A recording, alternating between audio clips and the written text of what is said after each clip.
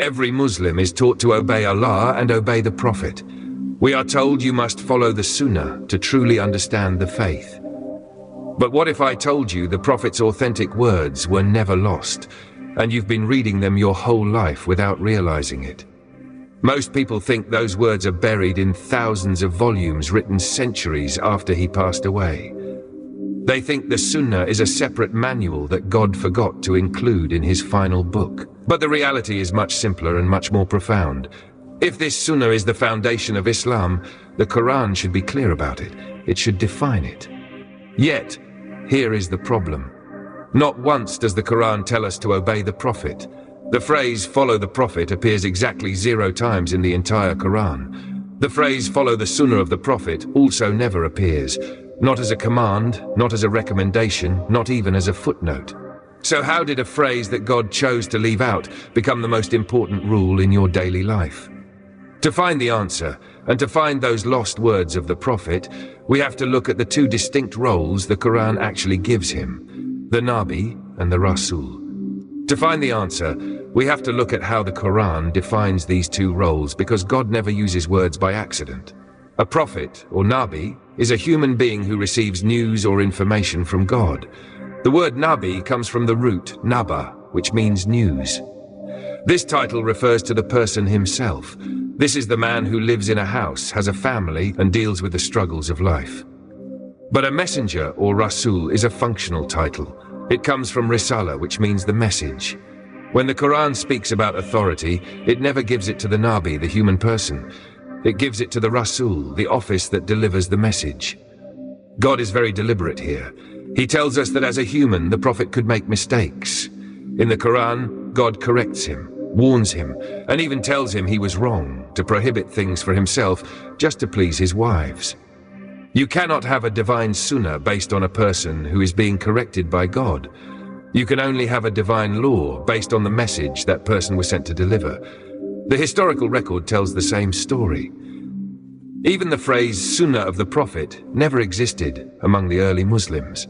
The earliest surviving letters, treaties, papyri, inscriptions, and official documents from the first decades after Muhammad's death do not present the Sunnah of the Messenger. They appeal to the Quran, to God's judgment, or simply to accepted practice within the community. Even the word Sunnah itself was not originally restricted to Muhammad. It simply meant an established practice or precedent, and could refer to the customs of the community or even the policies of the caliphs. In other words, the technical meaning that Muslims assume today simply wasn't there at the beginning. It wasn't until more than a century after the Prophet's passing away that the phrase gradually evolved into the legal doctrine familiar today. Early legal works such as Imam Malik's Muwatta still speak mainly of the established Sunnah, or the Sunnah among us, reflecting the practices of the community. Only later, particularly through the legal theories of the creators of one of the madhabs, al-Shafi'i, in the late 8th and early 9th century, argued that the so-called Sunnah of the Prophet was an independent binding source of law alongside the Quran, and this understanding became the dominant Sunni position, systematically defined as an independent source of divine law alongside the Quran. In other words, what many Muslims assume existed from the very first day of Islam actually developed gradually over generations before becoming the orthodoxy we know today. This leads to a question that confuses many people. If we don't follow the Hadith books, how do we know what the Prophet actually said? If you really want to find the authentic sayings of the Prophet, you don't need to look at books written hundreds of years after he passed away. You just have to look at the Quran. There are over 300 verses in the Quran that start with the words "say." This is God commanding Muhammad to speak. These are the actual, verified, and authentic sayings of the Prophet. These are the only words he spoke that were preserved and protected by Allah himself.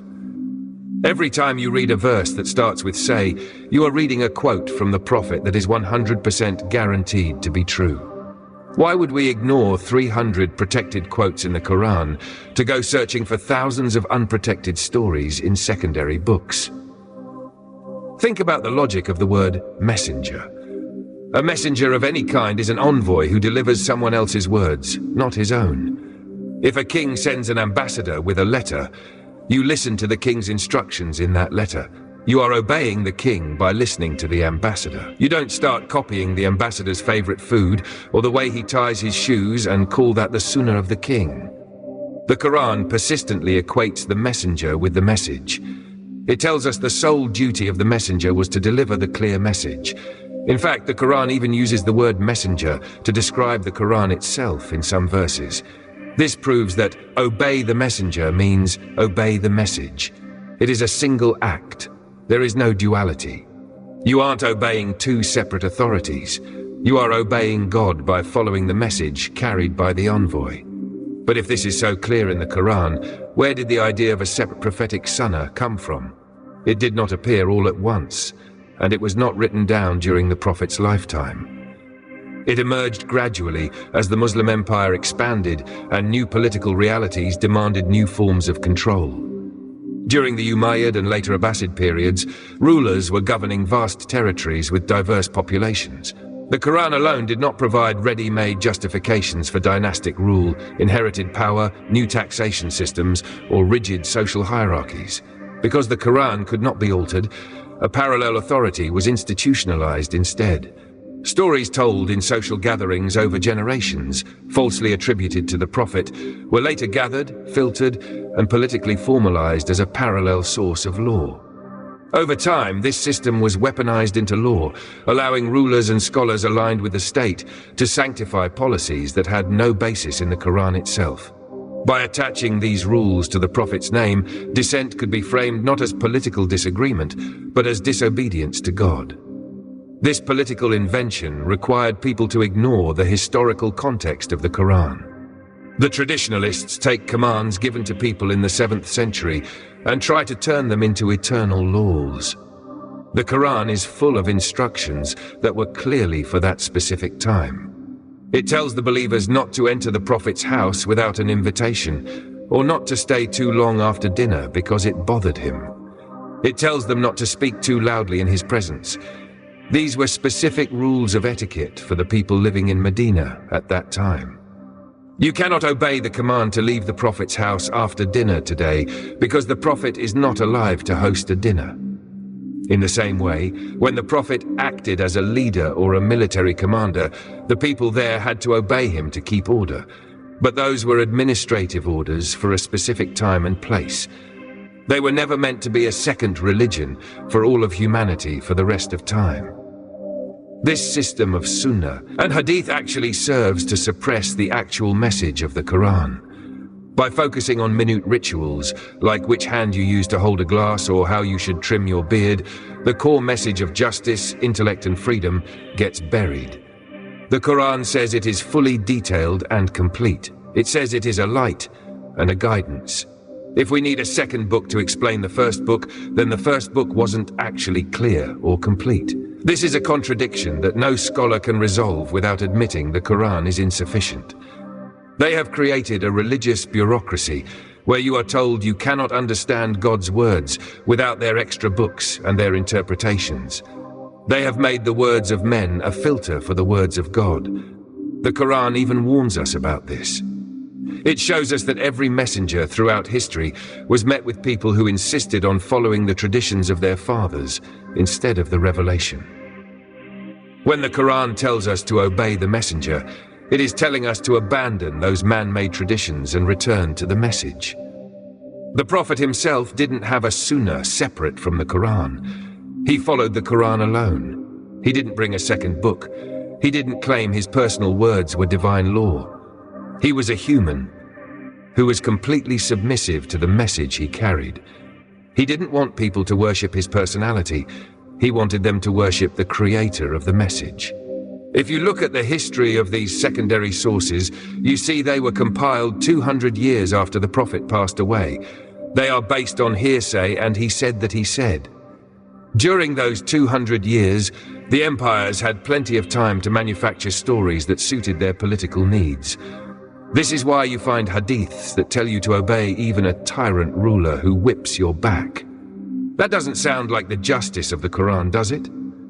It sounds like a law written by a tyrant who wanted to stay in power. By attaching these ideas to the Prophet's name, they made them untouchable. They turned a man of God into a shield for the state. On the day of judgment, the messenger will make one specific complaint to God. He won't say that his people forgot his personal habits or his Sunnah. According to the Quran, he will say, "My Lord, my people have abandoned this Quran." He doesn't mention any other source. He points to the one thing he was sent to deliver. If the messenger's only concern is the abandonment of the Quran, why is our focus on everything but the Quran? We have to choose. Do we follow the Sunnah, created by kings and scholars to maintain their power, or do we follow the message that the messenger actually lived by? The command to obey is a call to return to the book, not a license to follow political inventions. If this video challenged you to look at the Quran with fresh eyes, please hit the like button. It tells the algorithm that this perspective is important, helping this message reach others who are searching for these same answers. And if you want to join us as we continue to let the Quran speak for itself, subscribe and turn on notifications.